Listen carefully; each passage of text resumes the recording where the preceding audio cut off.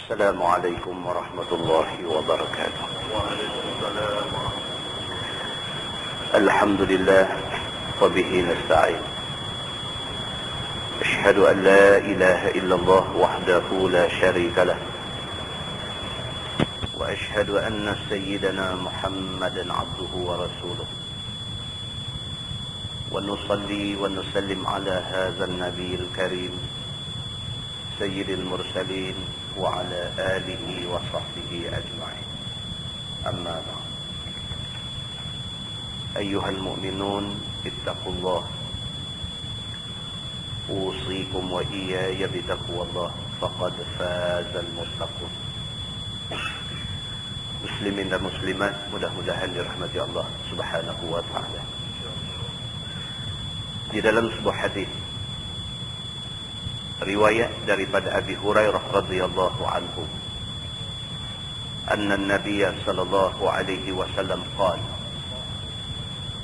wallahi la yu'min, wallahi la yu'min, wallahi la yu'min. Qila man ya Rasulullah? Qala an-nabi sallallahu alaihi wasallam, alladhi la ya'manu jaruhu bawa'iqah. Atau kama qala, hadis sahih muttafaqun alaih. Nabi sallallahu alaihi wasallam bersabda,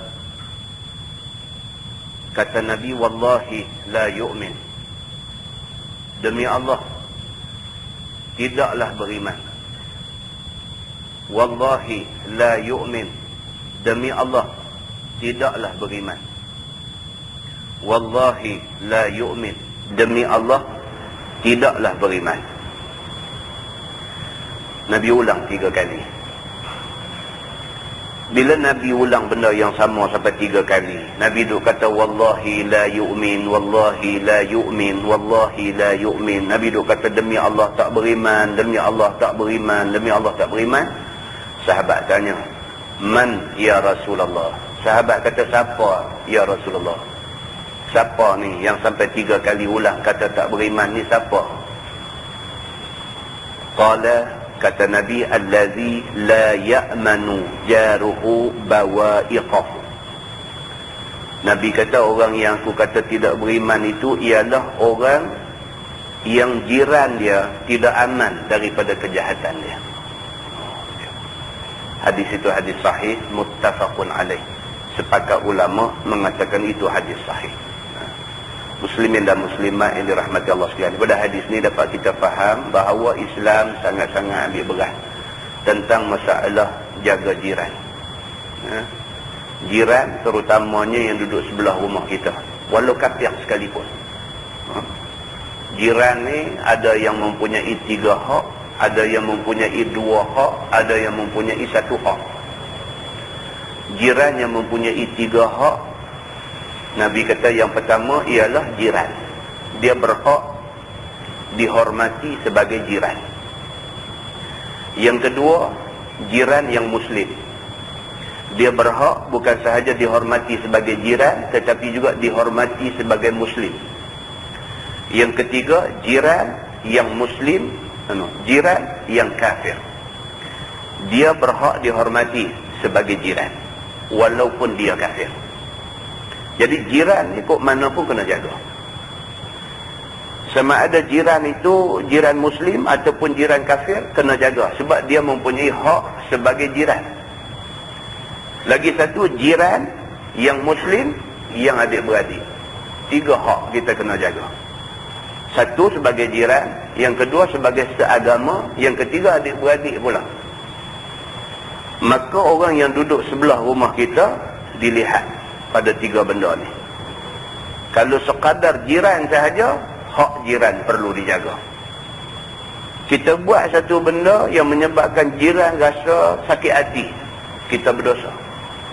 Bukan saja berdosa, bahkan Nabi SAW kata, wallahi la yu'min, demi Allah tak beriman orang yang bagi sakit orang jiran yang duduk sebelah rumah dia.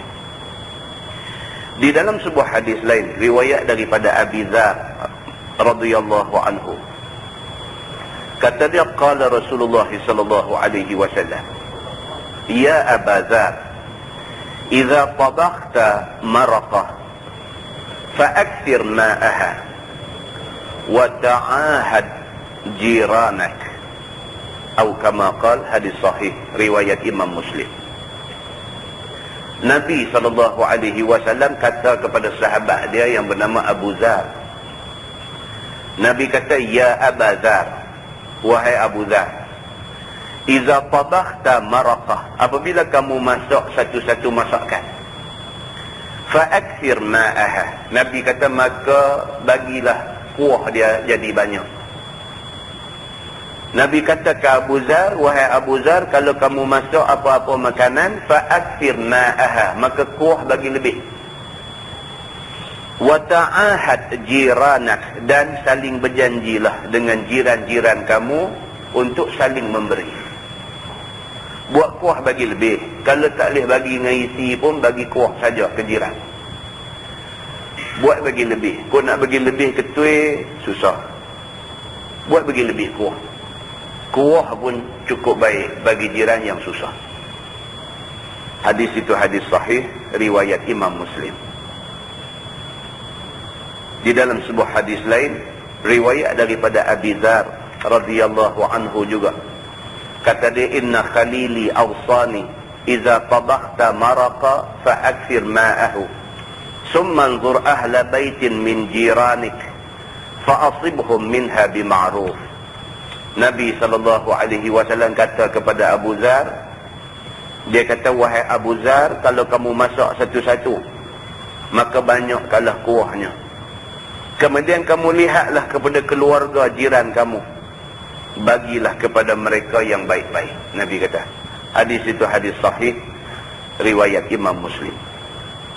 Bahkan di dalam sebuah hadis riwayat daripada Ibni Umar dan Aisyah radhiyallahu anhumah, kata mereka, qala Rasulullah sallallahu alaihi wasallam, ma zala Jibril yusini bil jar hatta zanantu annahu sayuwarrithu, atau kama qala, hadis sahih muttafaqun alaih.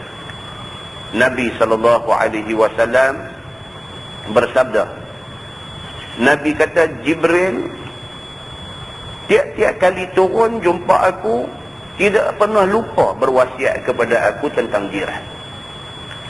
Jibril berapa kali turun pun, satu benda yang Jibril tak pernah lupa bagi tahu dekat Nabi ialah tentang jiran. Hak lain macam-macam benda cakap, tapi hak jiran ni kok mana pun Jibril cakap.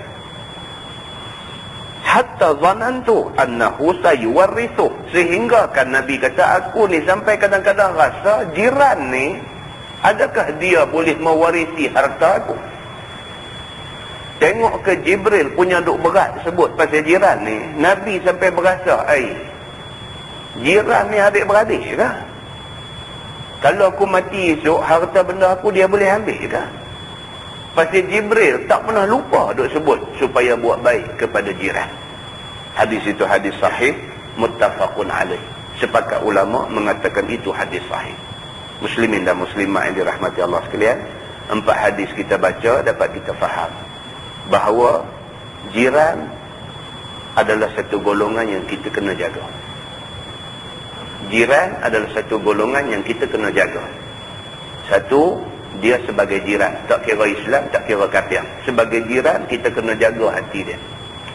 Yang kedua, lebih-lebih lagi kalau jiran kita Muslim, lebih kena jaga.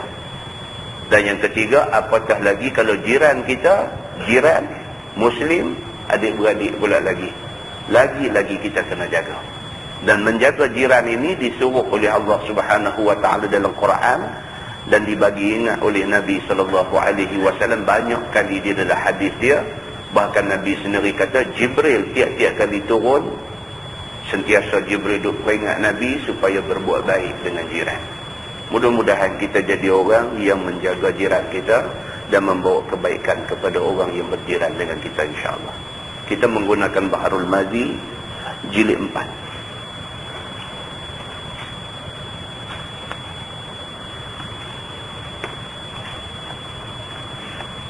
Muka surat 102. Jilid 4, muka surat 102. Kita masuk satu bab baru, bab ma zukira fi salah ba'da al-maghrib annaha fil bait afdal. Iaitu bab barang yang menyebutkan pada bicara sembahyang sunat kemudian daripada maghrib, bahawasanya di dalam rumah itu lebih afdal. Ini kita nak tengok satu bab malam ni, sembahyang sunat ba'diyah. Sembahyang sunat ba'diyah maghrib. Kerana maghrib ni berdasarkan kepada hadis Nabi SAW, tidak ada hadis yang menceritakan Nabi ada buat qabliyah maghrib. Tidak ada hadis yang menceritakan Nabi ada buat qabliyah maghrib. Maghrib ni bang qamat semayang maghrib. Hadis semayang maghrib baru ada ba'diyah maghrib. Maka itu sebab dalam kitab-kitab hadis dia tak membahaskan tentang qabliyah maghrib. Dia hanya membincangkan tentang ba'diyah maghrib. Selepas maghrib ada ba'diyah. Maka dia kata ba'diyah maghrib ini sunat buat di rumah. Begitu. Ketahuilah saudaraku, bahawasanya sembahyang sunat ba'diyah itu afdal dikerjakan di rumah. Sembahyang rawatib, sembahyang sunat rawatib, qabliyah ba'diyah ni bagusnya buat di rumah. Begitu. Maka setengah daripadanya ialah sembahyang sunat kemudian daripada maghrib. Jadi dalam banyak-banyak sunat rawatib ni, malam ni dia kata dia nak bincang tentang sunat ba'diyah maghrib, sunat selepas sembahyang fardu maghrib. Maka sembahyang sunat kemudian daripada maghrib ataupun ba'diyah maghrib itu telah datang hadis dikeluarkan oleh Imam At-Tirmizi, bahawasanya afdal ia disembahyangkan di rumah. Dengarlah hadisnya. Kata dia, an Ka'b bin Ujrah radhiyallahu anhu qala shalla an-nabi sallallahu alaihi wasallam fil masjid Bani al-Ashhal al-Maghrib. Diriwayatkan daripada Ka'ab bin Ujrah, kata dia telah sembahyang Nabi sallallahu alaihi wasallam akan maghrib di masjid Bani al-Ashhal. Satu hari Nabi pergi sembahyang maghrib di masjid kepunyaan Bani al-Ashhal.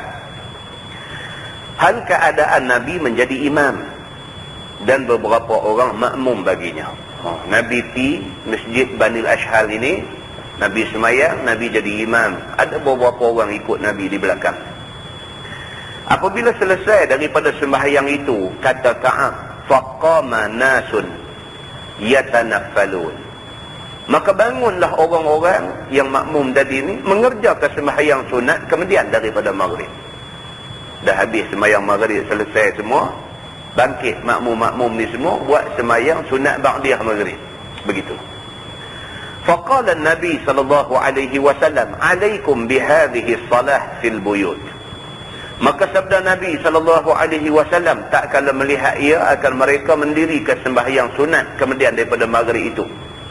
Nabi kata, lazimkan oleh kamu sekalian dengan ini sembahyang, yakni dengan sembahyang sunat kemudian daripada maghrib ini di dalam rumah kamu. Nabi bila tengok mereka habis-habis sembahyang maghrib pakai sembahyang ba'diyah dalam masjid, Nabi kata hendaklah kamu sembahyang sunat ba'diyah maghrib ini di rumah. Nabi kata At-Tirmizi, ini hadis gharib, tiada kami ketahui akan dia melainkan daripada ini wajah. Dan yang sahihnya ialah barang yang diriwayatkan daripada Ibni Umar. Kata dia, kana Nabi sallallahu alaihi wasallam yusalli raka'ataini ba'da al-maghrib fi baitihi. Dan berkata ia adalah Nabi sallallahu alaihi wasallam sendiri sembahyang ia akan 2 rakaat kemudian daripada maghribnya di rumahnya.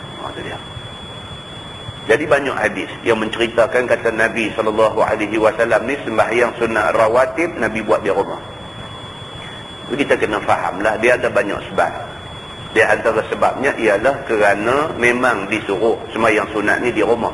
Kerana rumah yang tak didirikan sembahyang sunat, Nabi kata seumpama kubur. Seumpama kubur. Jadi rumah yang ada dibuat sembahyang sunat, rumah tu hidup. Rumah tu hidup. Maksudnya rumah tu rumah yang didiami oleh orang hidup. Kalau tidak, umpama rumah tu rumah yang didiami oleh orang mati, maka dia dipanggil kubur. Itu satu. Yang kedua, rumah Nabi kembang dengan masjid. Maka tak heranlah Nabi semayang sunat qabliyah, semayang sunat ba'diyah, Nabi buat di rumah. Sebab rumah dia sebelah masjid. Begitu. Kita akan tengok perbahasan dia. Masalah dia kata, sembahyang sunat di rumah adakah lebih afdal daripada di masjid? Dia kata, adakah sembahyang sunat ni lebih afdal di rumah daripada di masjid? Kata Imam Nawawi, telah berkata ashab kita Asy-Syafi'i dan lain daripada mereka itu, daripada kalangan ulama, mengerjakan barang yang tiada disunatkan baginya berjemaah daripada sembahyang sunat di rumahnya itu lebih afdal padanya daripada di dalam masjid dan lainnya. Jadi pendapat dalam mazhab dan juga pendapat ulama-ulama besar, di antaranya Imam Nawawi, dia pun buat kesimpulan, dia kata sembahyang sunat kok mana pun di rumah lebih baik. Begitu. Sama ada pada yang demikian itu sembahyang sunat malam ataupun siang, sama aja. Sembahyang sunat ni baiknya di rumah. Tak kira sembahyang sunat tu malam ataupun siang. Baiknya buat di rumah. Dan sama ada ia sembahyang rawatib serta beberapa fardu dan lainnya, maka setengah daripada dalil yang menunjukkan atas yang demikian itu ialah hadis, setengah daripadanya ialah hadis Abi Musa al-Asy'ari radhiyallahu anhu, daripada Nabi sallallahu alaihi wasallam bersabda ia, matalul baitil ladzi yuzkarullahu ta'ala fihi wal baitil ladzi la yuzkarullahu fihi mithlul hayy wal mayyit. Itu dia. Bermula umpama rumah yang zikirkan Allah Ta'ala di dalamnya dan rumah yang tiada zikir Allah Ta'ala padanya, sepertilah orang mati dan orang hidup. Betul. Nabi kata macam tu. Nabi kata rumah yang dalam rumah tu ada duk zikir Allah, duk zikrullah. Zikir Allah maksudnya ada satu usaha ingat Allah dalam rumah tu. Baca Quran misalnya. Baca Quran ni ingat Allah lah. Baca surah abang kadang-kadang tak ingat Allah. Baca Quran ingat Allah. Pasal apa kita baca Quran? Pasal Allah suruh. Pasal apa kita baca Quran? Pasal kita mengharapkan pahala daripada Allah. Jadi kok mana pun baca Quran dia ada kaitan dengan Allah. Maka baca Quran dalam rumah itu salah satu bentuk daripada zikrullah, daripada ingat Allah. Ataupun zikir saja-saja, petang-petang apa semua, habis sembahyang asar balik duduk atas bangku di rumah tu saja zikir.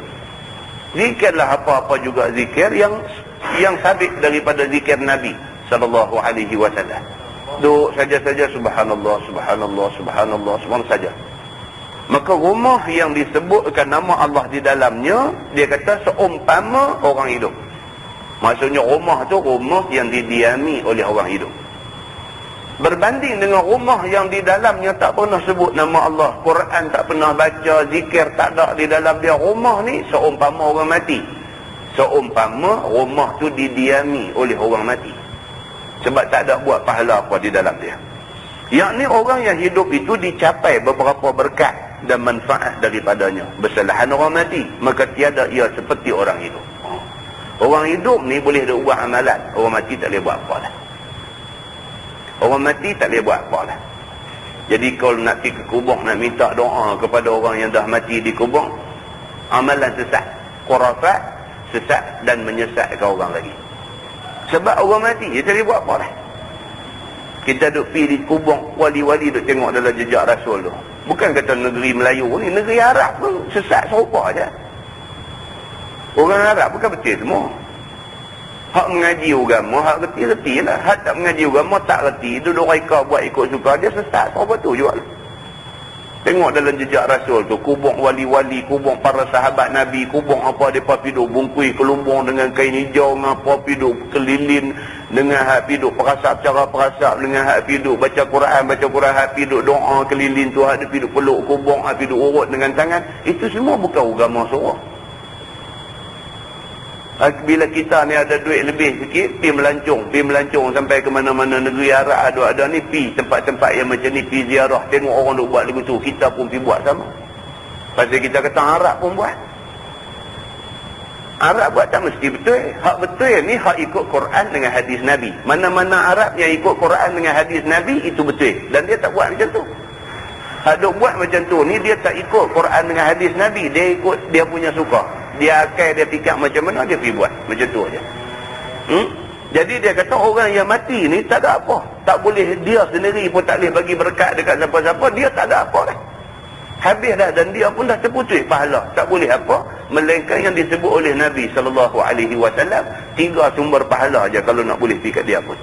Demikianlah juga rumah yang dizikirkan Allah Ta'ala di dalamnya, mencapai tuannya akan berkat yang masuk ke dalam rumah itu, yakni daripada malaikat dan kebajikan daripada luar dan dalamnya.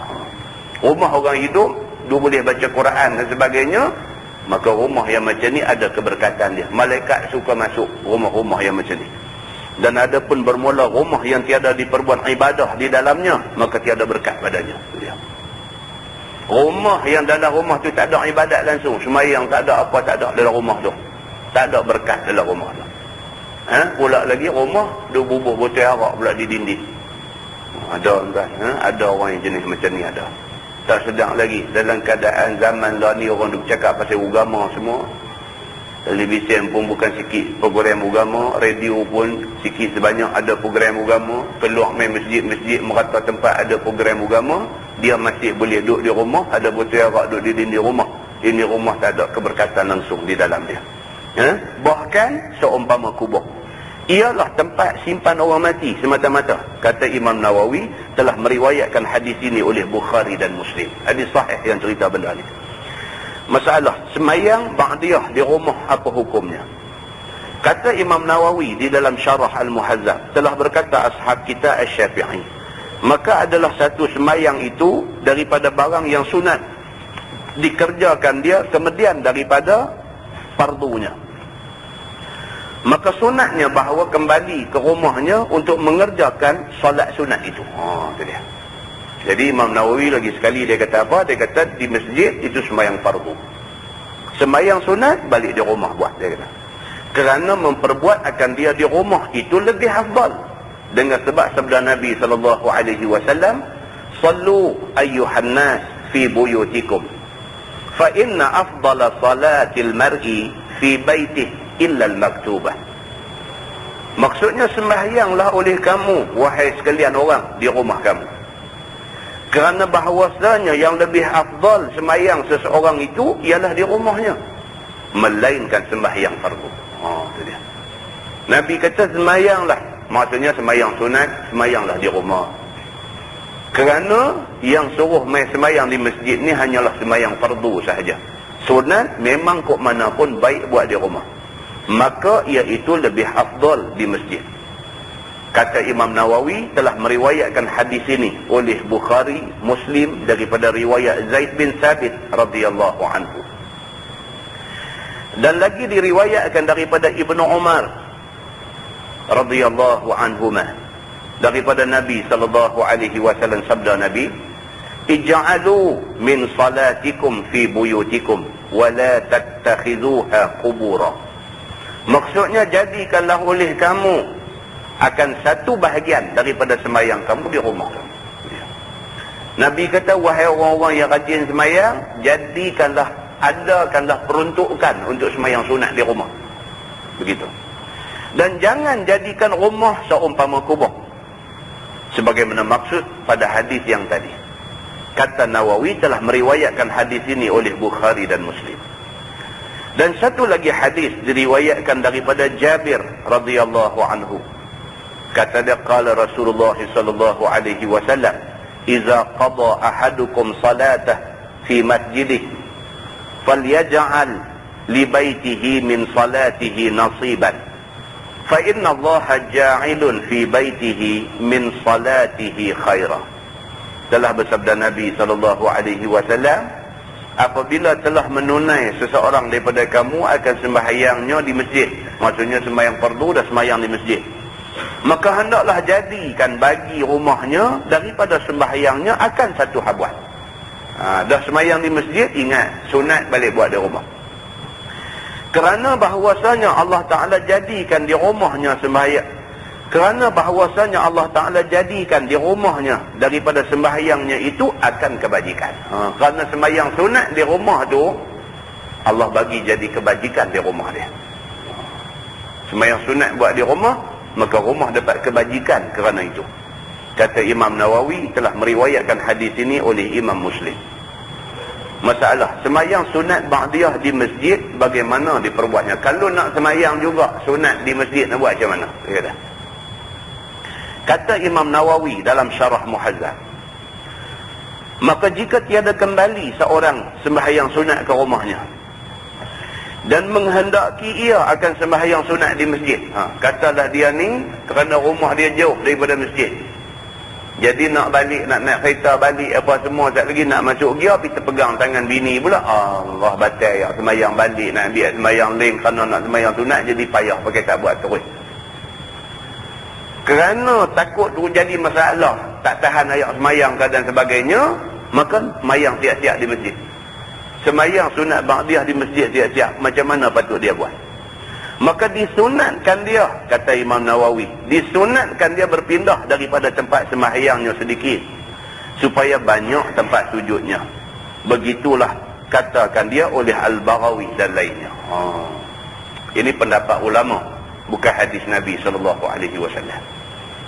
Ulama kata kalau nak semayang sunat juga di rumah, tak usah semayang di tempat semayang fardu tadi ni. Bila habis semayang fardu dah bagi salam, doa apa semua, nak semayang sunat ba'diyah, gesak sikit pergi ke tempat lain, semayang di tempat tu pula. Alasan dia apa? Kerana nak memperbanyakkan tempat sujud di dalam masjid tu. Itu alasan dia. Dan itu pendapat Imam An-Nawawi dan pendapat Imam Al-Baghawi. Maka jika tiada berpindah ia kepada tempat yang lain, maka sayogialah bahawa menceraikan sembahyang fardunya dan sembahyang sunatnya itu dengan kalam seseorang. Kalau sekiranya tak mau pindah nak sembahyang tempat itu juga, bagi ada break di antara sembahyang fardu dengan sembahyang sunat tu, bagi ada satu break, bagi ada satu menunjukkan putih antara dua sembahyang tu, iaitu dengan bercakap dengan siapa-siapa.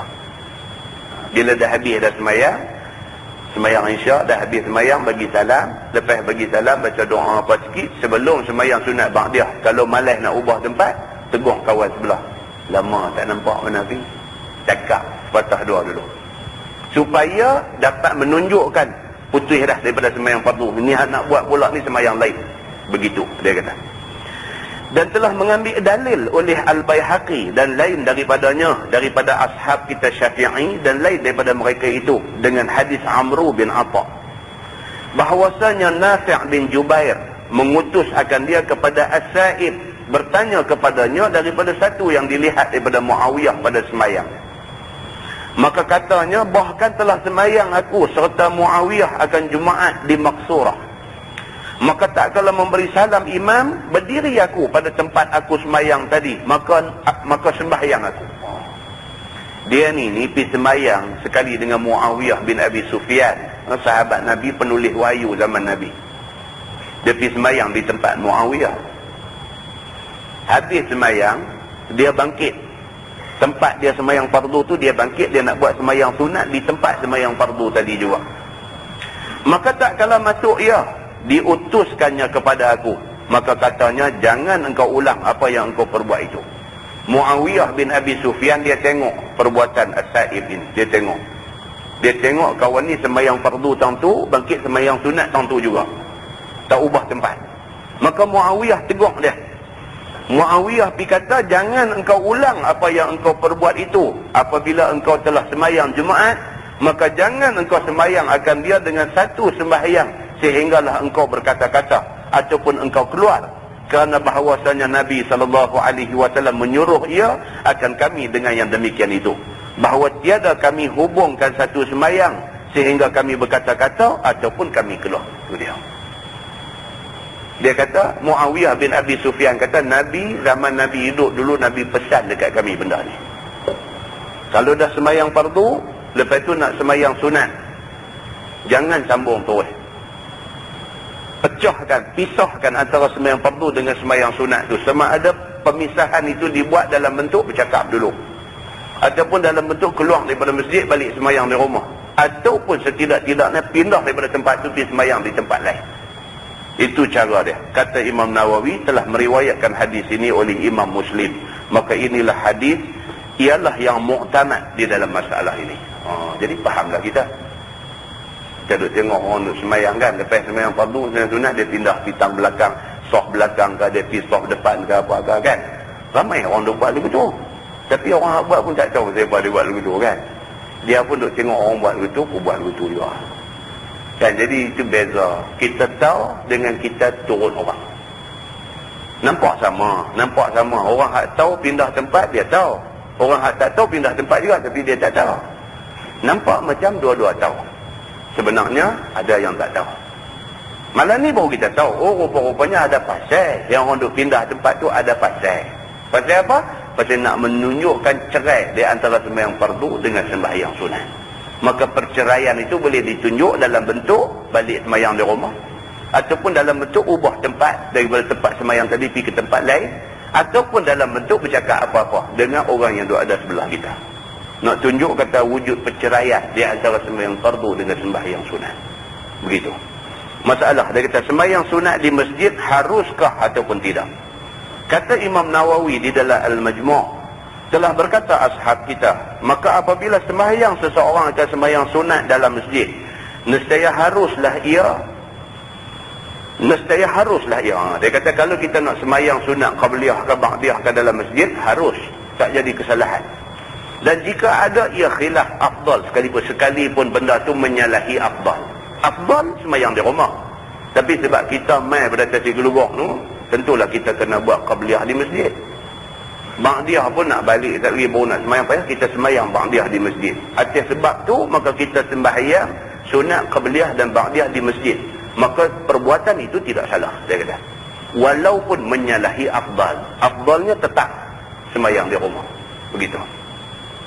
Kerana hadis Ibnu Umar radhiyallahu anhuma, kata dia sallaitu ma'an Nabi sallallahu alaihi wasallam sajdataini qabla zuhri wa sajdataini ba'daha wa sajdataini ba'da al-maghrib wa sajdataini ba'da al-isya wa sajdataini ba'da al-jum'ah fa amma al-maghrib wal isya fa fi baiti.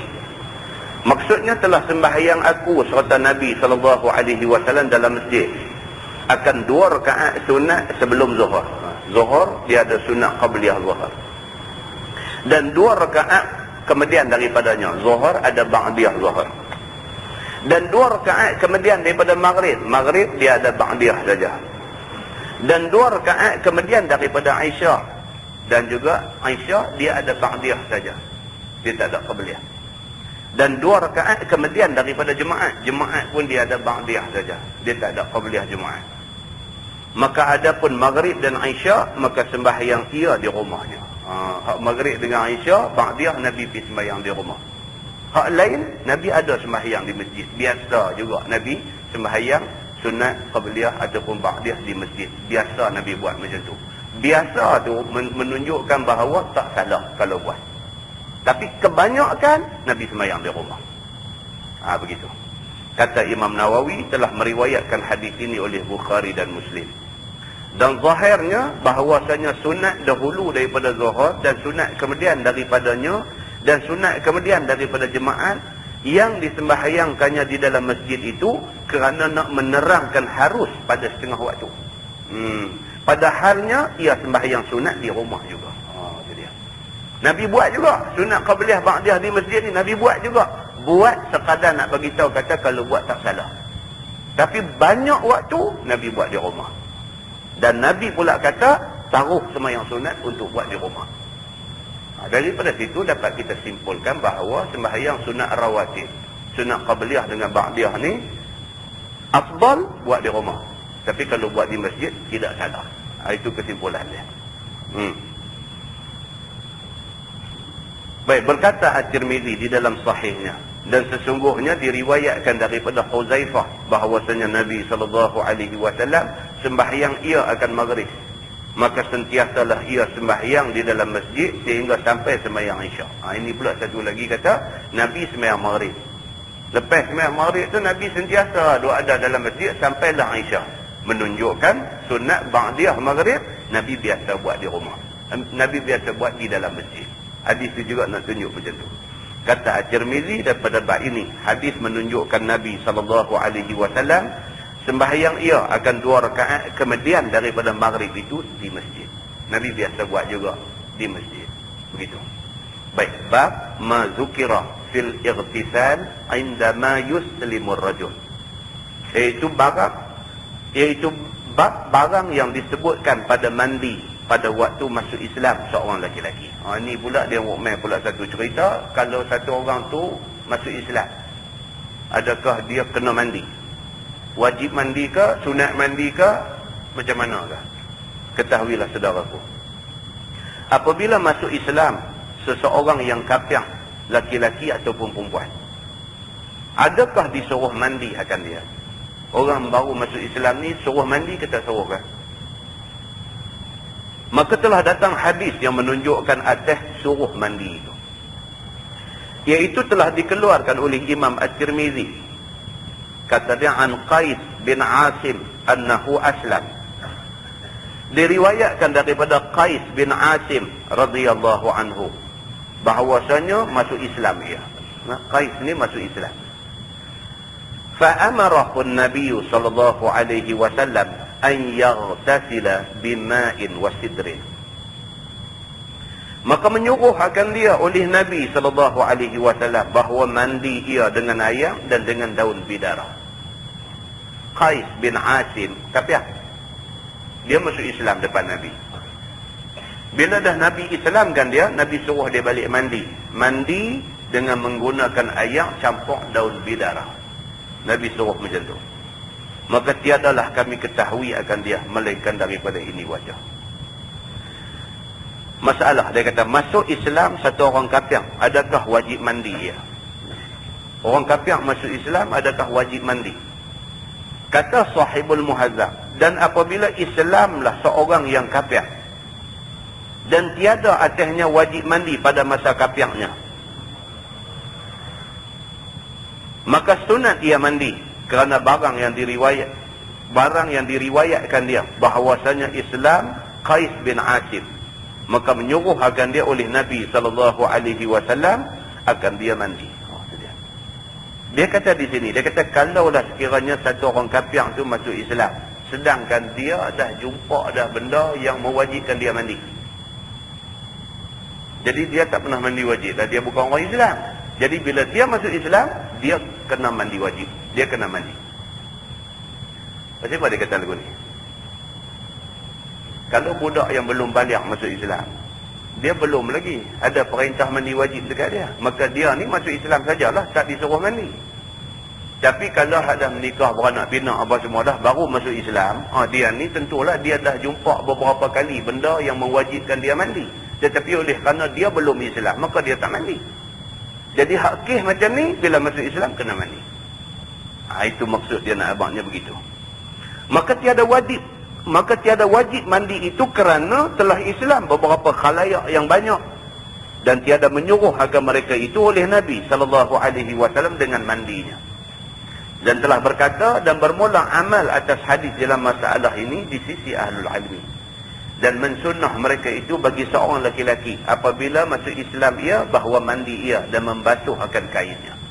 Kain hak dia pakai pun kalau boleh basuh orang. Kan? Pasal apa? Maklum sajalah dia tak masuk Islam dulu, apa kain tu macam-macam cerita. Usah kata tu lah tuan-tuan, ni orang Indonesia nak main kerja rumah kita. Kan? Orang perempuan-perempuan Indonesia nak main kerja rumah kita. Dia Islam. Dia duduk di rumah dia di Jawa Barat, Jawa Timur, Jawa Tengah semua tu, hidup sebagai orang Islam. Tapi ejen hak buat masuk dia main di Cina.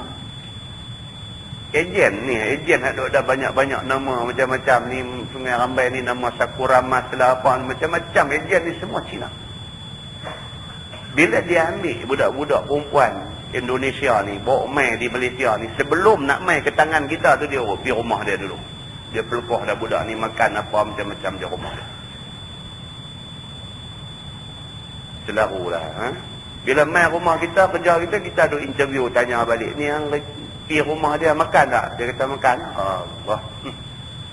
Dia bagi makan apa? Tak ada lah, dia bagi makan nasi dengan gulai ikan, dia kata. Oyuk belanga apa semua dia makan. Kita ni kita lemah. Jadi tidur di rumah dia apa malam? Dia kata tidur 3 malam, tidur seminggu dulu lah di rumah kau tu, baru nak main ke tangan kita ni. Duduk di rumah ejen ni dulu. Rumah ejen ni pun dengan anjing tu wang wing kot. jenis macam ni mai rumah kita beli baju lain terus bagi kat dia, baju ada tu semua buah dalam plastik, buah dalam kotak, dia lempang buang. Lemah, bukan apa, lemah. Ada orang dia tak kisah kan, tapi ada orang dia lemah lah. Kain baju ni anda pergi rumah dia, makan minum, duduk tunggin terbalik di rumah dia, kata baju tu semua buang, kita beli baju baru bagi kat dia, bagi 3-4 pasang, ambil, pakai sesuatu hak ni semua, buah dalam plastik, buah dalam kotak, kita pergi buang-buang. Senang. Susah tuan-tuan, macam-macam. Dia pergi aja Cina ni arah, dia suruh pergi goreng ikan tak lagi apa, suruh goreng. Kalau ikan tak apa, dia suruh goreng macam-macam. Minyak atas dapur tu duduk mocik, kena kain baju dia, bau. Allah, kita duduk fikir macam ni sakit kepala. Kan? Jadi Islam dia kata apa? Dia kata, ni kata apa nama, mensunnahkan mereka itu bagi seorang lelaki apabila Islam ia bahawa mandi ia dan basuh segala kain dia. Bagi clear bang, kepala kita tak ada nak fikir serabut apa dah. Clear dah, kepala kita lapang, hati kita lapang. Dia duduk rumah kita clear semua. Macam tu. Masalah, masuk Islam kapiak yang berhadaah besar, masa kapiaknya adakah wajib mandi? Dia ni dah menikah, dah beranak pinak, dah apa semua, baru masuk Islam. Bila dia masuk Islam, adakah dia wajib mandi? Kata Sahibul Muhazzab, dan jika wajib atas orang yang masuk Islam itu mandi pada masa kapiaknya, padahal tiada ia mandi akan hadasnya, nescaya lazim akan dia oleh mandi. Ni bagi kes orang kapiak yang sepatutnya dah kena mandi wajib. Dia dah menikah, dah beranak pinak, dah apa, tentu dah lah dia dah kena mandi wajib. Tapi oleh kerana dia bukan orang Islam, nak mandi wajib apa? Maka bila dia masuk Islam, dia kena mandi. Dan jika sudah mandi ia pada masa kapiaknya akan hadas besar, maka adakah wajib atasnya ulang pula? Dia kata jawabnya, iaitu 2 wajah. Pertamanya, tiada wajib mengulangnya, kerana bahawasanya ia mandi yang sahih. Dengan dalil bahawasanya tergantung dengan dia oleh harus wata'i pada hak perempuan haid apabila suci ia. Maka tiada wajib ulangnya seperti mandi perempuan Islam. Ini satu pendapat, dia kata tidak wajib. Pasal masa dia kapiak dulu, dia ada berjunub. Dan lepas tu dia mandi. Mandi itu dia kata cukup lah. Kalau dia masuk Islam tak payah lagi dah dia mandi. Mandi itu dah kira okey dah. Itu satu pendapat. Baik, pendapat yang kedua dia kata wajib kena ulang mandi. Dan inilah kaul yang asah. Jadi cerita dia apa? Kena mandi juga. Ini pendapat yang asah, yang muktamad, yang diterima pakai. Jadi orang kafir yang dah berumah tangga, beranak pinak, bila dia masuk Islam, lepas mengucap masuk Islam dan sebagainya, mandi. Mandi itu dianggap sebagai mandi wajib. Kerana bahawasanya ia ibadah semata-mata, maka tiada sah ia daripada kafir pada hak Allah. Seperti puasa dan semayang juga. Dia kata, dia hari itu ni, dia berjunub. Dia dengan bini dia dah berjunub, lepas itu mandi. Mandi wajib pun tak sah, pasal dia bukan orang Islam. Jadi macam mana kita nak pakai mandi itu sebagai mandi wajib? Dia belum Islam masa tu dia mandi kan, dia semayang lagu kita kan, dia puasa ke apa, semua tak sah, pasal dia bukan orang Islam. Syarat sah ibadat Islam. Tak Islam tak sah. Orang kafir bagi derma banyak mana pun, dia bagi duit 3 juta suruh buat satu masjid besar dalam kampung mana kan, dia tak dapat pahala. Sebab syarat untuk Allah bagi pahala kat dia Islam. Dia tak Islam, tak dapat pahala. Tak dapat pahala. Begitu. Kata Imam Nawawi dalam Syarah Muhazzab, apabila berjunub kafir kemudian daripada Islam, ia dahulu daripada mandi, nescaya lazim akan dia oleh mandi. Ini dia ulang yang tu lah. Tengok bawah tu. Masalah, masuk Islam kafir mandi dengan air bidara kah? Adakah dia kena mandi dengan air bidara macam hadis yang kita baca tadi? Kata dia, menurut sebagaimana hadis dalam masalah yang kita baca tadi, iaitu zahirnya menyuruh satu orang yang masuk Islam itu mandi dengan air bidara. Kata Imam Nawawi dalam Syarah Al-Muhazzab, dan disunatkan orang yang masuk Islam bahawa mandi ia dengan air bidara. Sunat saja. Kalau sekiranya dia tak mau pakai air bidara, dia pakai air biasa pun tak apa.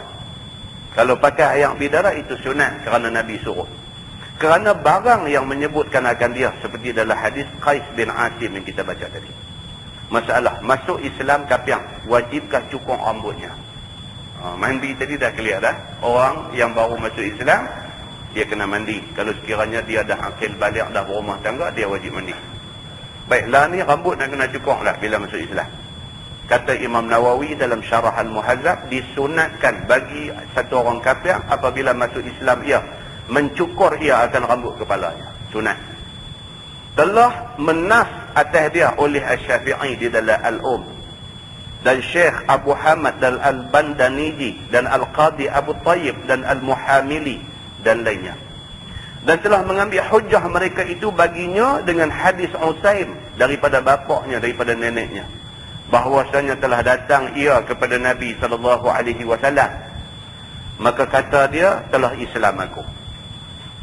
Maka bersabda baginya oleh Nabi SAW, alqi anka sya'ral kufr. Maksudnya kata Nabi, buangkan daripada engkau akan rambut kufur kamu itu. Ini ada berlaku satu ketika. Satu orang mai depan Nabi, dia kata dekat Nabi, ya Rasulullah, aku nak masuk Islam, aslim ni, Islamkan aku. Nabi pun bagi dia mengucap 2 kalimah syahadah masuk Islam. Lepas tu Nabi kata dekat dia, cukur rambut buang. Yang ni kata Nabi, cukurlah engkau. Kata Imam Nawawi, meriwayatkan hadis ini oleh Abu Daud dan Al-Baihaqi, dan isnadnya tiadalah begitu kuat. Kerana bahawasanya Usaim tiada masyhur keduanya itu, dan tiada kepercayaan kepadanya. Tetapinya Abu Daud meriwayatkan akan dia, dan tiada didhaifkan oleh Abu Daud. Dan telah berkata ia, apabila menyebut dia akan satu hadis dan tidak didhaifkannya, maka ia itu di sisinya sahih ataupun hasan. Maka ini hadis di sisinya hasan. Jadi dia kata kalau nak pegang hadis tu pun boleh. Satu orang yang masuk Islam mandi, lepas tu suruh cukur kepala. Kalau dia mandi dia tak mau cukur kepala pun tidak salah, kerana hadis tu tidak begitu kuat untuk nak mewajibkan orang yang masuk Islam cukur kepala. Begitu. Baik, masalah menangguh-nangguhkan kafir mau masuk Islam, apa hukumnya? Ini satu bab pula. Kita duk mengajar di mana, di sekolah ke, di universiti ke, di mana ke, ada satu anak Cina ke, anak Hindu apa ke, dia nak masuk Islam. Dia kata, encik, saya nak masuk Islam. Dia kata kat kita lagu tu, kita nak buat ke mana? Kita nak buat ke mana? Kita kata, encik Zah, hang kena fikir 2-3 kali tu. Anak kata lagu tu ke? Ataupun kita kata, oh tak boleh, kat saya tak boleh, kena pergi perkim. Lagu tu ke? Ataupun ni hang tanya, mak pak tak lagi? Lagu tu ke? Macam mana tindakan kita? Menangguh-nangguhkan kafir mau masuk Islam, apa hukumnya? Maknanya kita bagi alasan untuk nanti tak, jangan masuk lagi. Apa hukum dia? Kata Imam Nawawi di dalam kitab Majmu', apabila menghendaki satu orang kafir masuk Islam, maka hendaklah segerakan dia. Dan jangan dilambat-lambatkan dia kerana mandi dan sebagainya. Bahkan wajib disegerakan mengislamkan dia. Bila dia mai kata nak masuk Islam, terus panggil dia duduk, pegang dia, mengucap asyhadu an la ilaha illallah, bagi dia masuk Islam. Tak boleh kata ni ambil mandi lu lagi main lain ke apa ke, tak boleh. Saya kata dia ambil mandi lu lagi main lain, dia pergi nak lintas jalan nak mandi, kita lenggang mati habis. Mati kafir dia tak ada masuk Islam. Padahal dia dah main depan kita dah, abang nak masuk Islam, kita suruh dia pergi mandi, lintas jalan, kita lenggang. Tunggu mana nak jadi ke kita ni. Ini satu dia kata. Dan haram, sehabis-habis haram yang kuat mentakhirkan Islam kerana mandinya dan lainnya. Bukan setakat haram, dia kata, dan sehabis-habis haram yang kuat. Dia kata, maksudnya cukup salah kalau kita tak bagi orang yang nak masuk Islam tu, kita tak bagi dia masuk Islam masa dia mau tu. Cukup salah. Dan begitu juga apabila minta fikir seorang, dan begitu juga apabila minta fikir seseorang Islam pada mentakhirkan Islam kafir itu kerana mendahulukan mandinya masalah, ataupun suruh dia fikir dulu. Dia mai kata, ni encik, saya nak masuk Islam encik. Oi, benda ni hang jangan duk ingat mudah, hang balik fikir habis-habis dulu. Balik 3 hari lu fikir baru mai jumpa saya. Kita fikir lagu tu kat dia akan macam mana? Nescaya diharamkan atas orang yang diambil fikirnya akan sehabis-habis haram yang kuat. Kita yang terus dia balik fikir ni pun cukup punya berdosa. Pasal menghalang orang berniat baik. Kita dihalang. Niat nak masuk Islam ni niat paling baik, jauh lebih baik daripada ingat nak pergi haji, jauh lebih baik daripada ingat nak sedekah, jauh lebih baik daripada segala-gala. Ingat nak masuk Islam ni cukup baik. Kita pula duduk buat bagi lambat kat dia. Seperti bahawasanya berkata ia bagi taulannya, takhirkan dia sehingga mandinya.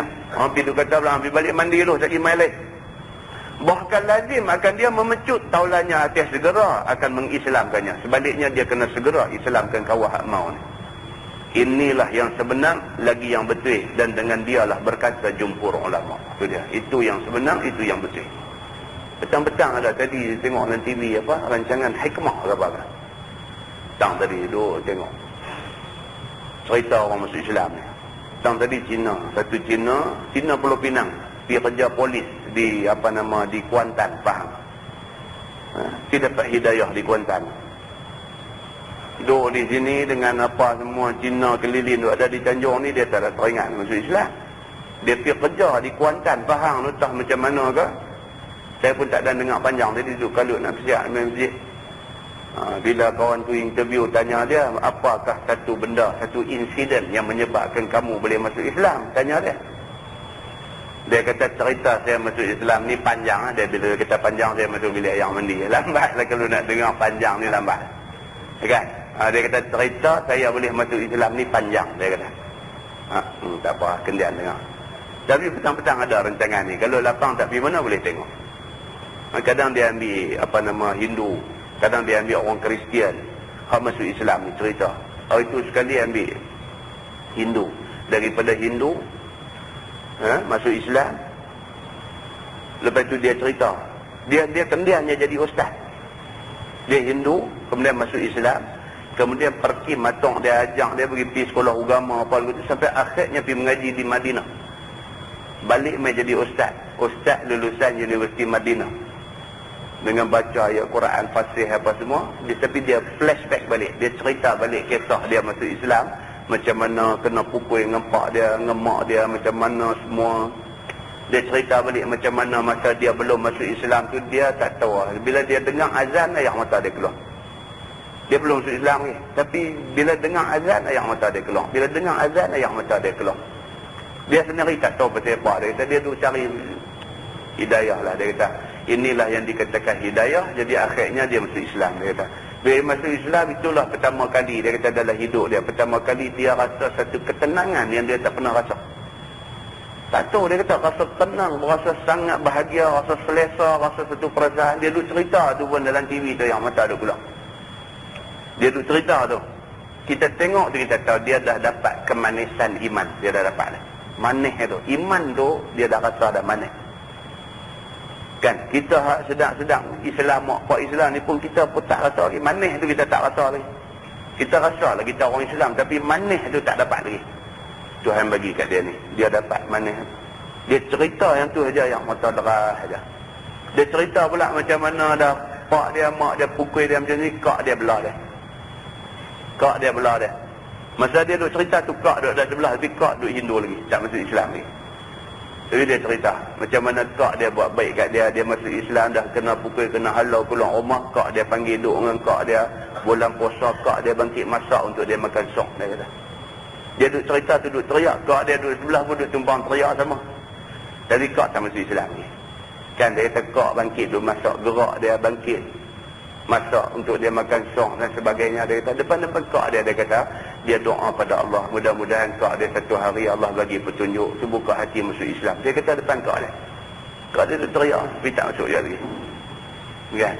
Ni kata hidayah bukan senang. Tuhan nak bagi bukan senang. Dapat satu benda yang sangat berharga. Jauh lebih berharga daripada RM2, daripada jauh lebih berharga hidayah yang Allah Subhanahu Wa Taala bagi ni. Jadi orang yang macam ni, bila hati dia dah dimasuki hidayah, dia main kat kita habang nak masuk Islam, kita tak boleh duk drag masa, duk buat tangguh-tangguh, duk delay nak bagi, tak boleh. Berdosa sangat-sangat dia kata kalau kita duk buat lambat ni. Dan berhikayat oleh Al-Ghazali rahimahullahu ta'ala di dalam babul Jumaah akan satu wajah, bahwasanya dahulukan mandi atas mengislamkannya, seperti Islam ia dengan mandi. Imam Al-Ghazali dia suruh pergi mandi dulu, lepas tu baru masuk Islam.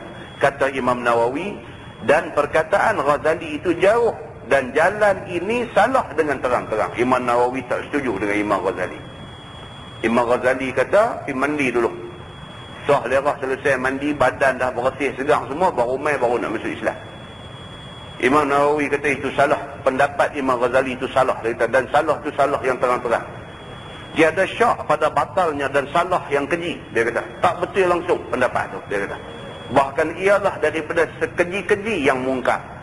Betapa mengharuskan ia mengekalkan satu orang mengekalkan satu orang atas sebesar-besar maksiat dan sekeji-keji dosa besar, dan kepala kepada segala kejahatan, dan sebusuk-busuk kebinasaan, kerana menghasilkan mandi itu tidak dikirakan ibadah lagi, kerana bukan dia ahli ibadah. Mengapa disuruh dengan dia? Itu alasan Imam Nawawi.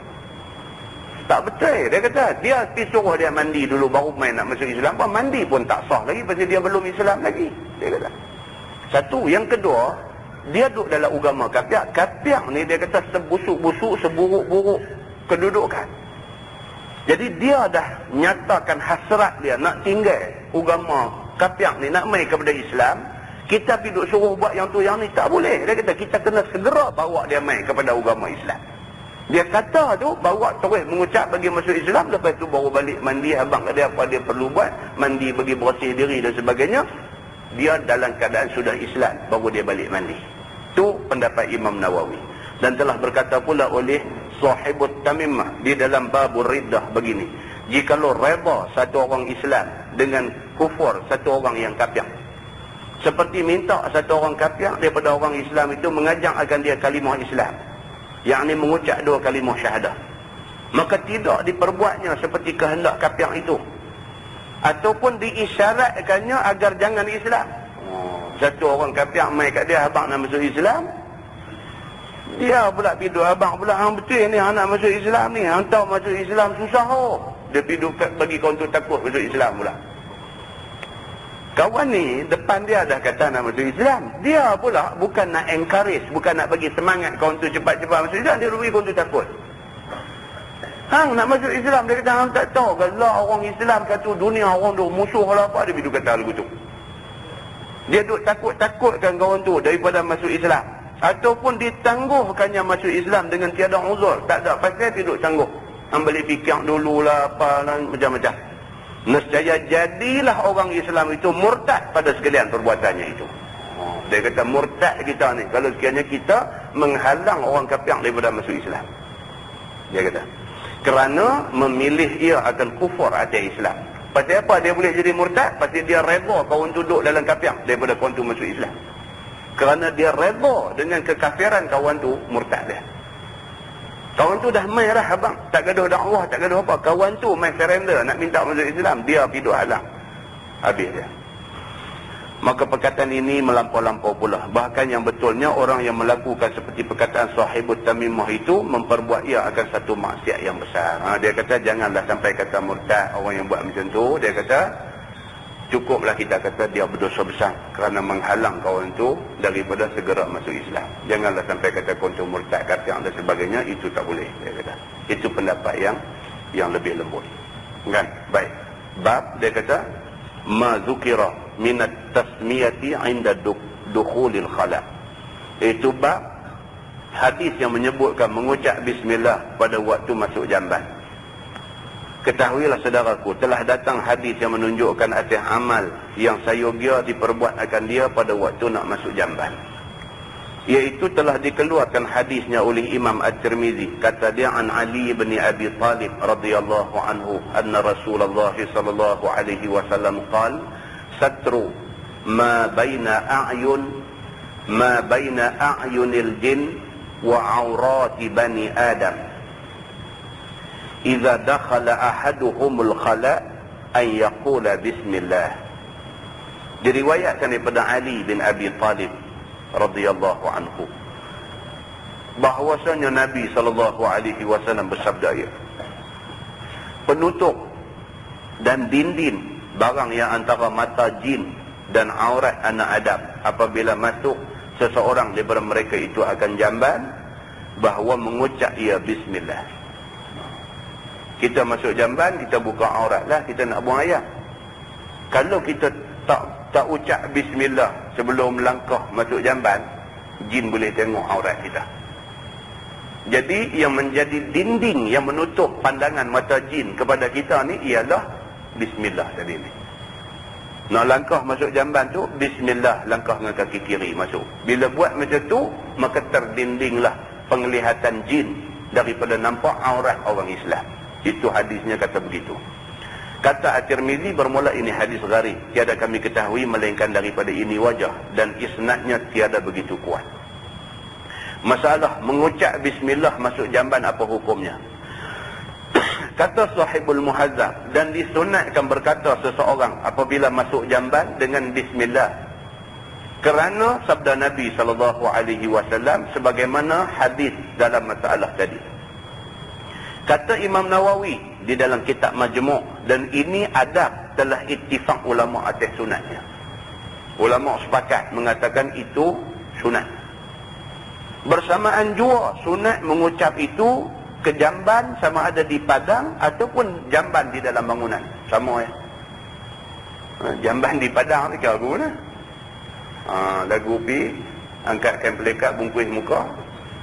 Itu macam yang lepas tengah-tengah tu. Kan? Ada lagi negeri yang tak bertamadun dalam dunia ni, dia buat je kerja tu ni. Tak bertamadun. Kan? Dia kira mana-mana pun bisa jadi jamban. Dia kata, di mana-mana pun, kan? Nampak lagu cantik sikit, lagu tak ada pokok lalang nak cucuk belakang, tang ni boleh. Tu macam yang dia kepak naik kain pelikat dia, tutup muka. Jadi bila lampu kereta suluh tak nampak, tak tahu siapa. Kan? Tengok siapa, ya ada 4-5 orang lagu tu. Kan? Sama ada nak pergi buang di padang ni pun sopa juga, dia agak-agak tang tu lagu nak jadi jamban dia, bismillah langkah kiri di yang tu, ataupun jamban dalam bangunan. Lagu macam tu ada di rumah kita ni. Telah menerangkan dia oleh Al-Muhamili dan Al-Ashab. Masalah mengucap bismillah masuk jamban serta doanya. Kata Imam Nawawi dalam Syarah Al-Muhazzab, sunat mendahulukan bismillah serta doanya apabila nak masuk jamban. Begitulah telah menerangkan akan dia oleh Imam Al-Haramain dan Imam Al-Ghazali dan Ar-Ruyani dan Al-Syekh Nas dan pengarang kitab Al-Iddah dan Al-Bayan dan lain daripada mereka itu. Dan sesungguhnya telah datang pada satu riwayat daripada hadis Anas bin Malik, doa dia, Bismillahi Allahumma inni a'udzubika minal khubuthi wal khaba'ith. Ini semua kita dah hafal dah lah. Bismillah dengan nama Allah, Allahumma inni a'udzubika. Ya Allah, ya Tuhanku, aku minta berlindung dengan kamu. Minal khubuthi. Khubus ini maksudnya setan jantan. Daripada perkataan khabith. Khabith maksudnya sekok, setan jantan. Khubus maksudnya plural, setan jantan. Khaba'ith daripada perkataan khabithah. Khabithah maksudnya setan betina. Khaba'ith maksudnya setan betina. Begitu. Jadi kita minta doa, Bismillah ya Allahumma inni a'udzubika minal khubuthi wal khaba'ith. Dengan nama Allah, ya Allah ya Tuhanku, aku minta berlindung dengan kamu daripada setan-setan jantan dan setan-setan betina. Minta berlindung macam tu. Itu orang tua-tua tambah lagi lah. Dia kata kalau tak baca yang ni, setan pergi lumuk tu badan kita dengan tai. Dia kata. Kan dia pergi kata lagu tu. Kan dah ada dalam kitab tulis macam tu. Yang pentingnya apa? Kita tak mau setan pergi buat lagu tu dekat kita. Baik. Bab dia kata ma dzukira min sima hadhihi al-ummah yaum al-qiyamah min athari sujud wa tuhur. Bab yang datang pada barang yang menyebutkan tanda ini umat pada hari kiamat daripada bekas-bekas sujud dan bekas-bekas wudu. Kita umat Nabi Muhammad ni ada satu anugerah Allah spesial untuk umat Nabi Muhammad. Apa dia? Satu, dia kata kita duk sujud semayang ni, sujud tu di hari akhirat esok dia terbit cahaya di tempat sujud kita. Dari kalau dalam hadis dia kata Nabi bila sujud, kening dan hidung Nabi mencicah lantai. Itu dalam hadis. Nabi bila sujud, kening dan hidung Nabi mencicah lantai. Manakala 7 anggota pula duk sentuh lantai lah. Dari 2 tapak tangan, 2 lutut dan 2 ujung kaki. Kan? Ditambah pula hadis dia kata Nabi SAW bila sujud, kaki Nabi dirapatkan. Tapak kaki dirapatkan. Itu semua hadis-hadis yang menerangkan tentang semayang Nabi. Nabi bila sujud, kening dengan hidung cicah lantai. Tapak tangan pedak di ke lantai. Lutut, tapak kaki, 2 tapak kaki Nabi rapatkan, bagi rapat masa sujud tu. Itu cara sujud Nabi SAW. Kan? Itu sunnah lah, kalau buat sunnah. Kita sujud kaki dia terbuka dua belakang itu kan. Itu tidak sunnah. Tidak sunnah. Sunnah Nabi, dia rapatkan kaki dua-dua, bagi rapat. Itu sunnah ketika sujud. Dan dia cerita pasal sujud ni, dia boleh jadi satu ceramah. Cerita pasal sujud saja. Kelebihan sujud, apa yang berlaku bila manusia sujud, apa jadi kepada syaitan, kepada iblis. Banyak hadis. Mai cerita pasal sujud saja banyak. Cukup banyak cerita. Itu sebab orang Islam disuruh sujud ni bukan sahaja sujud dalam semayang. Bahkan ada sujud tilawah, ada sujud syukur, ada sujud sahwi, macam-macam sujud tu ada. Pasal apa? Pasal amalan sujud ni cukup mulia dalam Islam. Sehampir-hampir hamba dengan Allah Subhanahu wa taala ialah ketika sujud. Nabi kata, fa'aksirud du'a fi sujud. Maka perbanyakkanlah doa pada waktu sujud. Ini cerita pasal sujud saja macam tu. Baik. Jadi tempat kita sujud, hari akhirat esok dia terbit cahaya. Bila terbit cahaya tu, tahu dah kata ini umat Nabi Muhammad sallallahu alaihi wasallam. Tak macam umat lain tak dapat keistimewaan ni. Kemudian yang kedua, dia kata istimewa umat Nabi Muhammad ni ialah kawasan yang menjadi anggota sujud dia, esok dia terbit cahaya. Dia jadi bergelang-gelang, terbit cahaya. Daripada ujung jari sampai atas pada siku. Tengoklah kalau kita ambil ayat semayang sampai cukup-cukup siku, maka sampai cukup-cukup siku bercahaya. Kalau kita saja lebihkan sikit daripada siku, maka lebih daripada siku akan terbit cahaya. Kaki, muka, kawasan-kawasan yang menjadi anggota wudu di hari akhirat esok, dia terbit cahaya terang. Ini semua sabit daripada hadis Nabi SAW. Dia kata, ketahuilah saudaraku, telah ditentukan Allah Ta'ala bagi umat Muhammad SAW ada pengenalan Nabi akan umatnya. Di padang mahsyar esok tuan-tuan, daripada Nabi Adam, manusia yang mula-mula, sampai manusia hak penghabis sekali beranak di atas muka bumi sebelum kiamat. Semua duduk berhimpun pada satu tempat, iaitu mahsyar. Jadi Nabi Muhammad SAW nak kenal umat dia macam mana? Dalam keadaan ramai manusia melaut, tak tahu berapa banyak manusia ada, macam mana nak kenal? Dia kata Nabi SAW boleh kenal umat dia melalui dua benda ni. Satu, kesan daripada tempat sujud. Yang kedua, kesan daripada anggota wudu. Bila tengok cahaya tempat-tempat ni, Nabi tahu dah ini umat aku. Nabi kata. Itu cerita dia. Maka orang yang tak ambil ayat semayang dan orang yang tak semayang, tak ada kesan ni, maka tak masuk dia dalam kumpulan yang akan mendapat syafaat Nabi SAW. Itu dia punya kesan dia macam tu. Iaitulah dengan bekas-bekas sujud di dahinya dan bekas-bekas ayat semayang di anggotanya, sebagaimana kenyataan daripada beberapa hadis yang sahih. Setengah daripadanya ialah hadis yang dikeluarkan oleh At-Tirmidzi. Kata dia, an Abdillah bin Busrin an Nabi sallallahu alaihi wasallam qala, ummati yaumal qiyamah ghurrun minas sujud muhajjaluna minal wudu. Diriwayatkan daripada Abdullah bin Bus, bukan Bush. Itu baca Bush pula, Allah, anak Bush ada pula tu. Bus basin roh, Busrin lah. Jadi bila baca waqah dia jadi Bus begitu.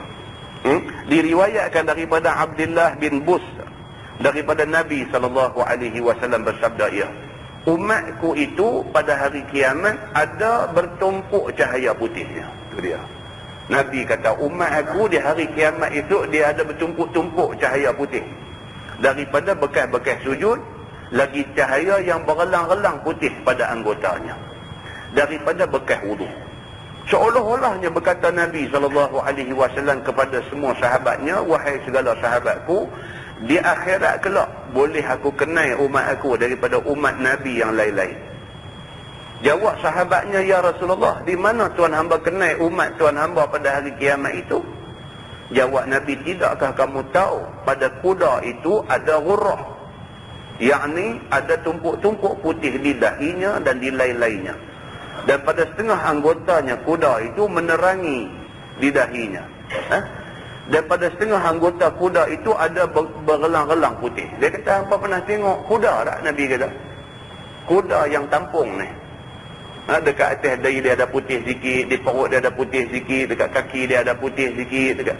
Macam itulah umat aku di hari akhirat esok, aku nampak dia putih-putih pada anggota-anggota yang tertentu. Nabi kata.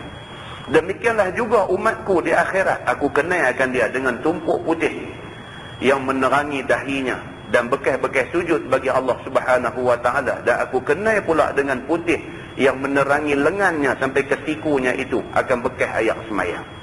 Kata At-Tirmizi, bermula ini hadis hasan lagi sahih lagi gharib, dan telah mengeluarkan oleh Bukhari dan Muslim di dalam sahih keduanya. Itu dia. Ada dalam kitab Sahih Bukhari dan Sahih Muslim. Masalah ghurrah dan tahjil itu apa dia? Kata Imam Nawawi dalam Syarah Muslim, telah berkata ahlul lughah ni ahli bahasa Arab. Ghurrah itu ialah tumpuk putih di dahi kuda. Itu ghurrah.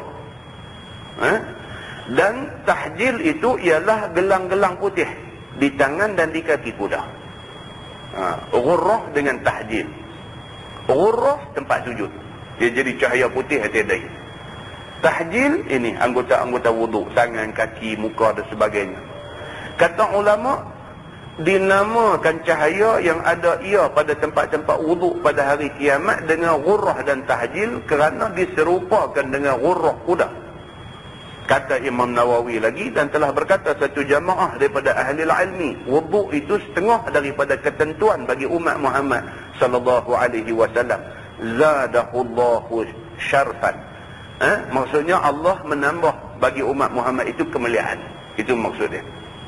Dan telah berkata ulama yang lain, bukannya tertentu wuduk itu bagi umat Muhammad sahaja, dan yang tertentu bagi ini umat Muhammad sallallahu alaihi wasallam ialah ghurrah dan tahjil. Itu pendapat yang kedua. Dan telah mengambil dalil mereka itu dengan satu hadis sabda Nabi, hadza wudu'i wa wudu'ul anbiya'i qabli. Maksudnya Nabi kata, inilah wuduk aku dan wuduk nabi-nabi yang dahulu daripada aku. Maksudnya apa? Maksudnya umat nabi-nabi dulu pun berwuduk juga.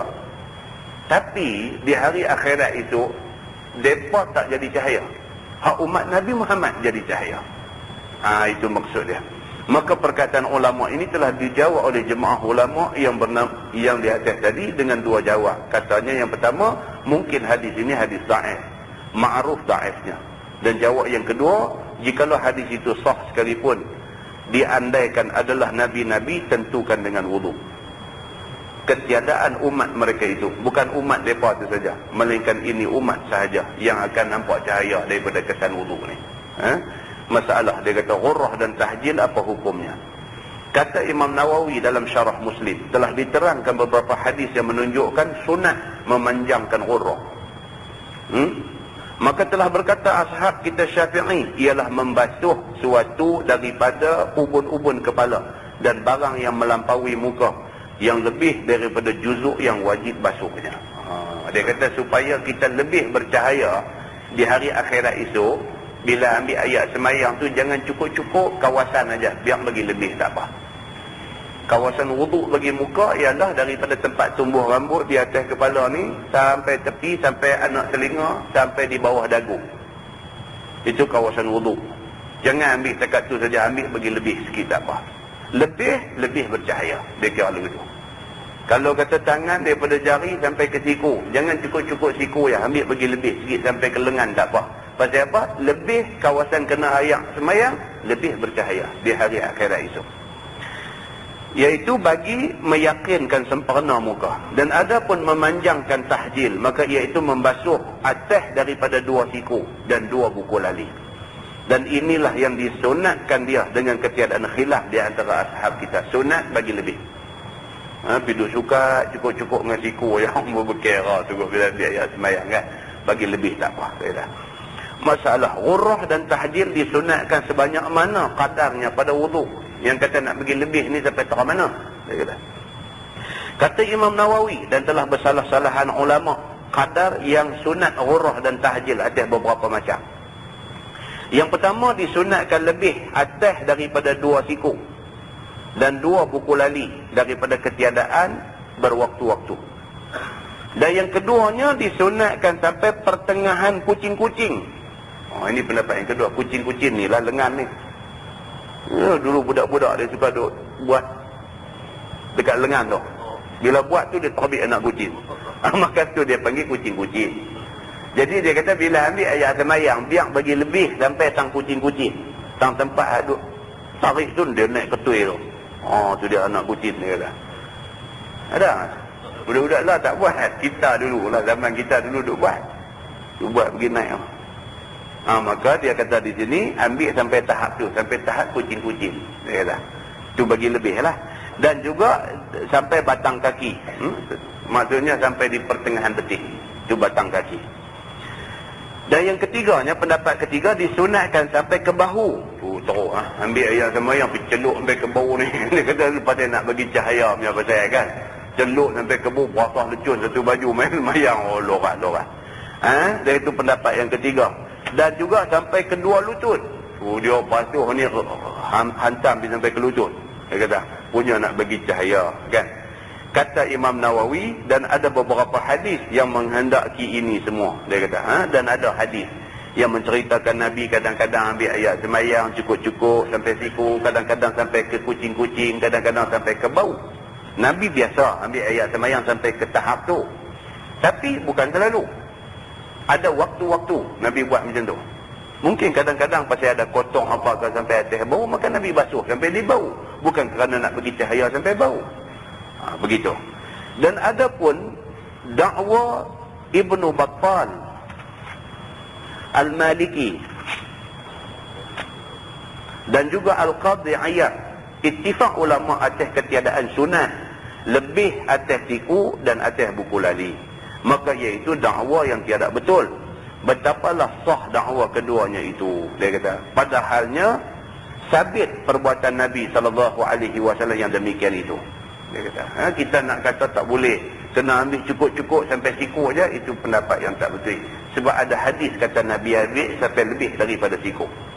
Dan perbuatan Abu Hurairah radhiyallahu anhu, Abu Hurairah pun ikut macam Nabi juga. Nabi ambil ayat semayang lebih daripada siku, dia pun ambil lebih daripada siku. Ini kita dah baca di masjid Pengulu Him ke apakah dulu. Cerita Abu Hurairah ni, dia kira duk nak Nabi.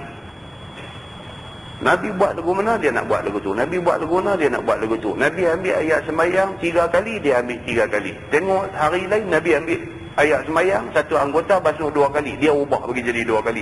Dia nak ikut Nabi. Walhal Nabi ambil sekali, ambil 2 kali, ambil 3 kali. Ni ada pasal. Walaupun sunat 3 kali.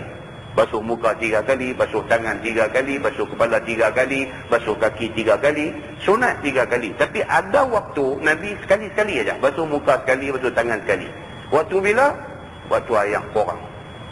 Ayak korang, Nabi ambil cara ayak korang.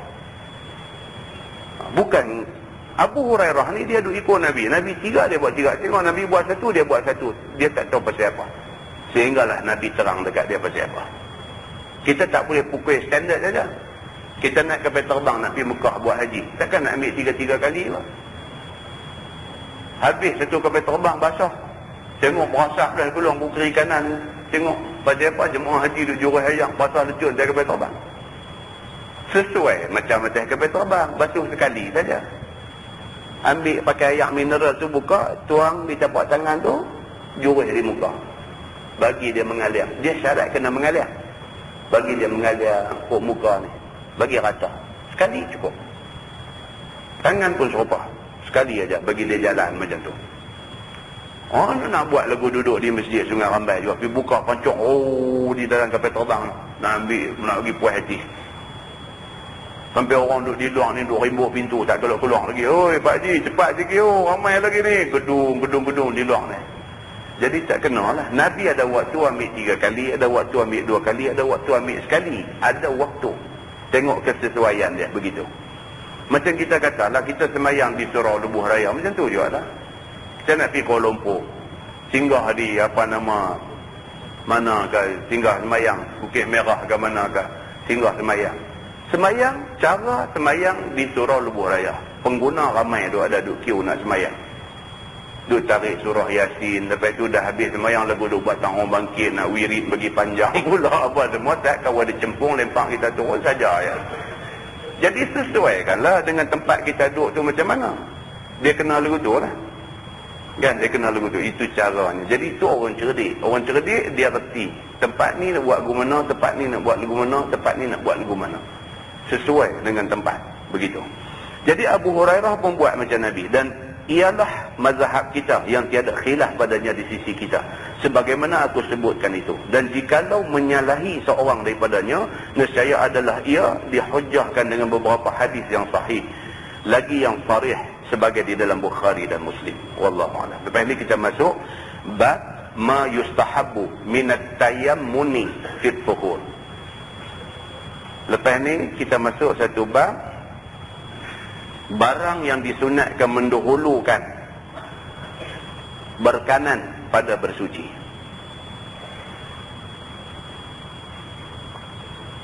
Bab lepas ni ialah cerita sunat kita tayammun. Tayammun, bukan tayammum. Tayammun daripada perkataan yamin. Yamin makna kanan.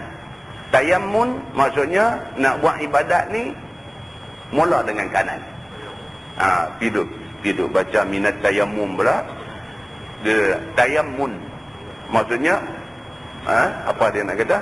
Mengkanankan, mendahulukan kanan. Kan, kecuali ada beberapa ibadat yang kiri kan. Masuk jamban. Masuk jamban kita nak ibadatkan masuk jamban tu. Nak ibadatkan masuk dengan kaki kiri, tangan kiri pula. Masuk dengan kaki kiri. Sunat. Kan? Istinja pakai tangan kiri, itu semua dia pengecualian. Tawaf Kaabah pusing kok kiri, itu dia ada pasal dia. Dia ada sebab kenapa pusing kok kiri. Hak lain kanan. Walau nak pakai kasut sekalipun, sunat tayammun, kanan kan, dengan kaki kanan dulu. Nak pakai baju, tangan kanan dulu masuk.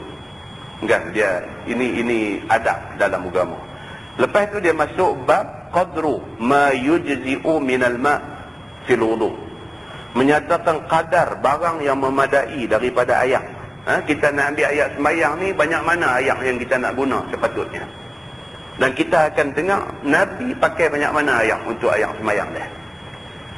Kan? Nabi ambil ayat sembahyang, pakai ayat banyak mana. Nabi mandi wajib, pakai ayat banyak mana. Kan? Kita satu kolak tu kita seorang lebih pada badak berendam yang punya duk mandi. Kan? Nabi pakai banyak mana untuk mandi wajib dia. Kemudian bab ma zukira fi nadhi baulil ghulam ar-radhi'. Barang yang menyebutkan pada merecik kencing kanak-kanak yang masih menyusu. Macam mana cara nak cuci dia. Kemudian fi rukhsah lil junub fil akli wan naum idza tawadda. Ini kita dah baca di padang temusu. Tajuk bertindih. Cerita tentang rukhsah, tentang kelonggaran kepada orang yang berjunub untuk makan dan minum dan tidur dan sebagainya. Dan dia dah berjunub, kemudian dia nak makan, maka berwuduk dulu baru pergi makan. Kemudian dia tengok ma zukira fi fadli salat, kelebihan semayang. Dia akan cerita kat kita semayang fardu apa kelebihan dia, adalah hadis semayang sunat apa kelebihan dia. Tajuk ni nak habis. Lepas tu habis. Lepas tu kita khatam jilid ni. InsyaAllah kita ada 2 kali kuliah lagi di sini. Bulan Ogos dengan bulan September. Oktober kita dah masuk puasa dah. Tak ada kuliah lain. InsyaAllah kita dah habis. Ada lebih kurang dalam 12 muka surat lagi. 12 muka surat. Satu kuliah kita baca 6 muka surat. InsyaAllah habis tajuk ni. Wallahu'alam.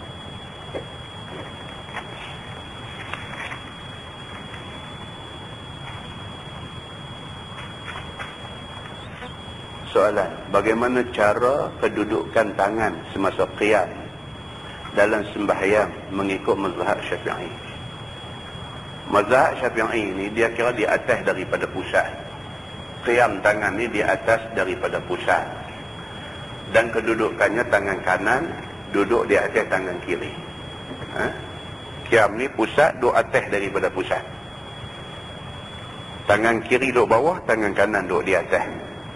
Itu saja. Mazhab Syafi'i dia bagi rangkah begitu saja. Dalam mazhab Hambali, dia kata sunat di atas dada.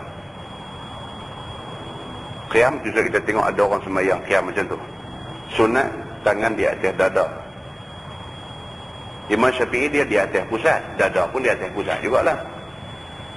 Kecuali orang cacat dada dia bawa pusat. Kan?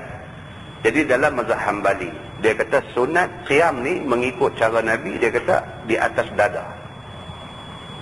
Dalam keadaan tangan kiri di atas, tangan kanan di atas tangan kiri. Duk tumpuk macam tu. Satu lagi hadis kata Nabi genggam pergelangan tangan kiri. Tangan kiri duk atas dada, tangan kanan genggam pergelangan tangan kiri, genggam macam tu. Itu dalam mazhab Hambali. So kalau di Mekah, Imam Masjidil Haram, Imam Masjid Nabawi semua dia buat macam tu.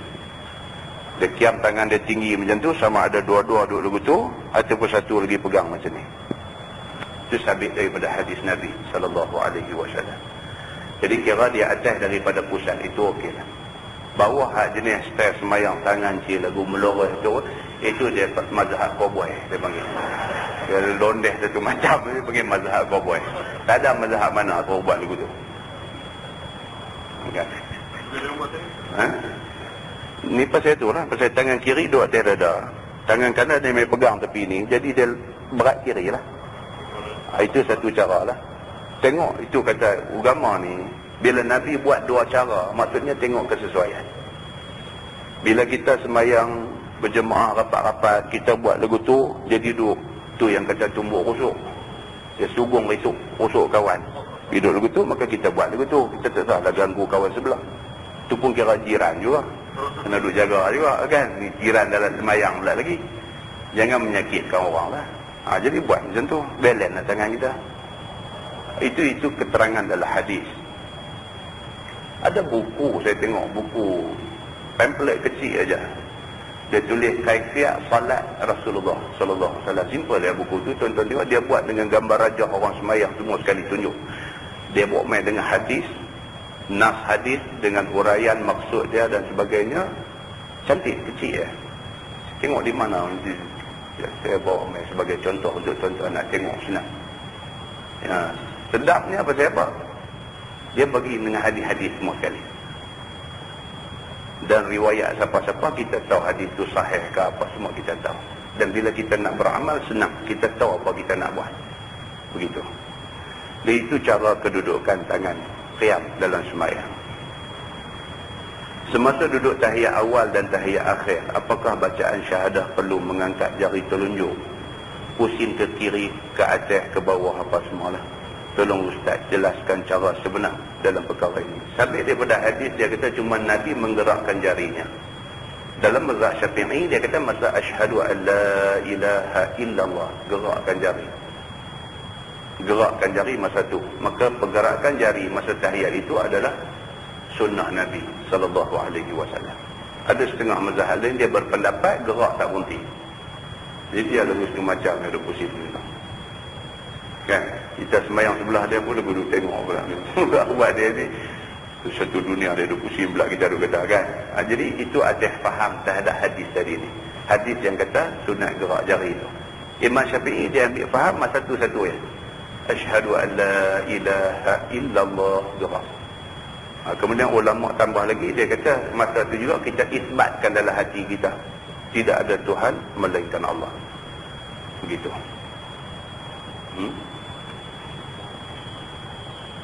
Sahkah akad jual beli dengan kanak-kanak, makanan dan mainan? Mengikut pendapat yang terkini, dia kata syaratnya ialah budak tu sudah mumayyiz. Mumayyiz maksudnya dia boleh beza baik buruk. Apatah lagi budak tu kenal duit, sekupang dengan RM1 dia kenal. Kalau dia beli barang 5 kupang, dia bagi RM1, dia tunggu nak ambil balik 5 kupang. Budak ni sudah mumayyiz, maka akad jual beli dengan dia adalah sah. Kalau dia tidak mumayyiz, budak kecil baru apa tak tahu, duit apa pun tak tahu lagi, yang tu tak sah lah. Jadi kalau hak mak dia suruh dia pergi kedai beli ni, tentu sudah mumayyiz lah. Tentu sudah mumayyiz. Maka benda tu akad dengan kanak-kanak yang mumayyiz, akad itu sah. Wallahu a'lam. Yang baik itu daripada Allah, yang tak baik silap saya. Kita tangguh dengan tasbih kafarah dan suratul Asr.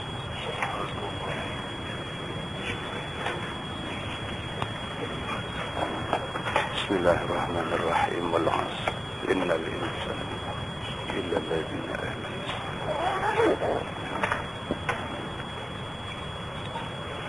اللهم صل على محمد في الأولين والآخرين وسلم. رضي الله تبارك وتعالى عن سادتنا أصحاب سيدنا رسول الله أجمعين. بسم الله الرحمن الرحيم. الحمد لله رب العالمين حمدا يوافي نعمه ويكافئ مزيده.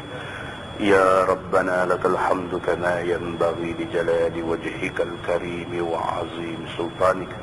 رضينا بالله ربا وبالإسلام دينا وبمحمد نبيا ورسولا. اللهم افتح علينا فتوح العارفين وارزقنا فهم النبيين بجاه خاتم المرسلين. اللهم فقهنا في الدين وعلمنا التأويل واهدنا صراطك المستقيم.